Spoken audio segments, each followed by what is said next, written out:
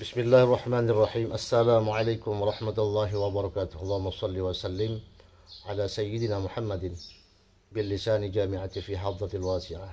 Salatan tamuddu biha jismi min jismihi wa qalbi min qalbi wa ruhi min ruhihi wa sirri min sirrihi wa ilmi min ilmihi wa amali min amalihi wa khuluqi min khuluqihi wa wijhati min wijhatihi wa niyati min niyatihi wa qasdi min qasdihi wa ta'udu barakatuhu alayya wa ala awladi wa ala ashabi wa ala ahli asri ya nur ya nur ya nur ij'alni nuran bihaqqin nur.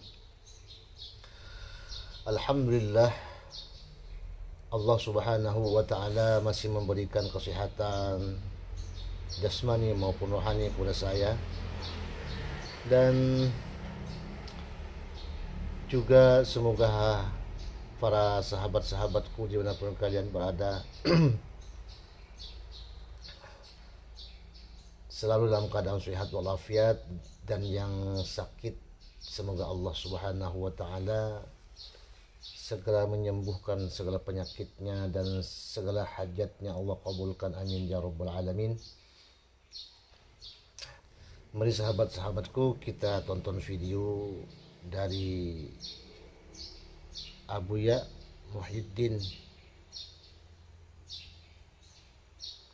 Tentunya masih berkaitan dengan nasab ya. Silakan tonton dan simak baik-baik. Semoga bermanfaat. Amin. Ingat, siapa yang membatalkannya? Yang membatalkannya yang pakai sorban.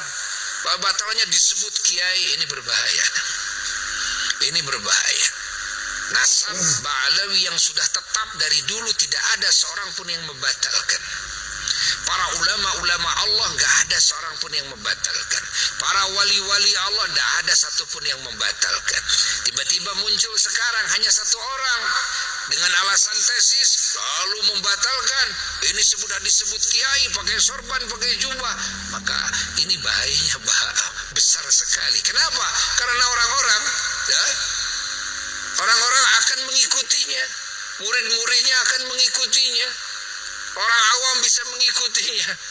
Allah, apalagi orang-orang yang pernah sakit hati oleh sebagian oknum umpamanya, ya, yang mengaku ini adalah habaib, tapi ini oknum kelakuannya yang memang tidak sesuai, akhirnya merasa punya penguat, hanya ikut dalam rombongannya, ikut dalam kelompoknya, kan jadi celaka. Ya, akhirnya dia berbuat sesukanya. Kalau orang awam kalau ngomong dan berbuat, dia tidak ngukur agama, tidak ngukur salah dan benar, dia tidak berkaidahkan Quran dan Sunnah, akhirnya menyebar luas apa? Fitnah, ghibah. Kenapa terjadi seperti ini? Siapa ini, kan? Ini ada orang-orang yang awam, ya. Ini orang-orang yang awam, muslim, tapi muslim yang awam. Ingat, Allah akhirnya dia berkata tanpa kaidah-kaidah syara, ya. Dia bikin makalah tanpa kaidah-kaidah syara. Ingat, dia berbuat tanpa kaidah-kaidah syara. Ini gara-gara apa? Gara-gara terplesetnya seorang alim. Ini berbahaya sekali, kan? Berbahaya sekali. Makanya Buya, ya, terus akan menyuarakan kepada umat, akan menyuarakan, ingat, menyuarakan kebenaran ini. Ingat, kalau bagi orang awam gampang saja ukurannya, jangan tesis si A, jangan, ya, yang tidak tahu motifnya apa, jangan, tapi lihatlah para ulama dari dulu tidak ada yang pernah membatalkannya. Para wali-wali dulu nggak ada yang pernah membatalkannya. Apakah orang ini lebih tahu daripada para ulama? Apakah orang ini, ingat, lebih berilmu daripada ulama-ulama yang itu? Apakah orang ini waliullah seperti halnya ulama-ulama itu? Apakah orang ini punya ilmu kasyaf seperti halnya ulama-ulama itu yang menetapkan? Catat ini, cukup kita bagi umat Islam dalilnya seperti itu, jangan didengar. Dalil itu, dalil ini, hanya dalil saja, jangan didengar. Jangan didengar, ini celaka. Ini celaka, ini terplesetnya seorang yang alim. Ingat, dia punya murid, dia punya jemaah, ya, dia punya simpatisan. Bahaya. Bahaya ini, bahaya. Ya, bahaya. Ini harus diluruskan ini umat, harus cepat dijagain ini umat agar umat ini tidak ikut celaka semuanya. Ya. Buya memberanikan diri. Buya memberanikan diri untuk ini.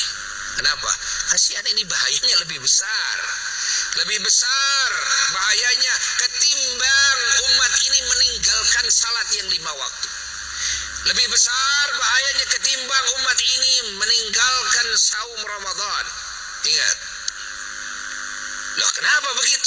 Kalau meninggalkan sholat fardu, meninggalkan ibadah, meninggalkan saum, tidak haji, tidak zakat, tidak haji umpamanya, tidak sholat, tidak saum, ini urusannya dia dengan Allah.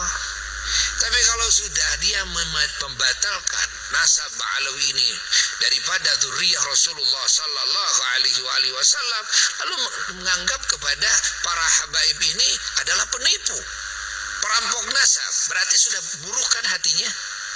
Kalau sudah busuk hatinya kepada siapa itu? Para wali-wali Allah di dalamnya. Siapa itu? Para ulama Allah di dalamnya. Ingat. Ingat, catat itu. Ini berbahaya. Berbahaya sekali. Berbahaya sekali ini. Kalau wali-wali Allah, ulama-ulama Allah di dalamnya orang-orang saleh yang Allah cintai lalu dihinakan oleh kita. Lalu kita suudzon kepada mereka. Lalu mulut kita buruk kepada mereka, mencaci maki mereka. Wow, lebih besar ini bahayanya, sangat sungguh lebih besar. Tidak cukup dengan bertobat saja kepada Allah. Tidak cukup. Tidak cukup. Ya, saya sudah minta maaf saja kepada para habaib. Habaib yang mana yang kamu minta maaf? Bukankah habaib di kamu cacar semuanya, kamu baban semuanya? Seluruh yang namanya habaib yang ada di alam barzah sekarang, bagaimana kamu minta maafnya? Kepada yang masih hidup juga belum tentu kamu bisa bertemu dengannya.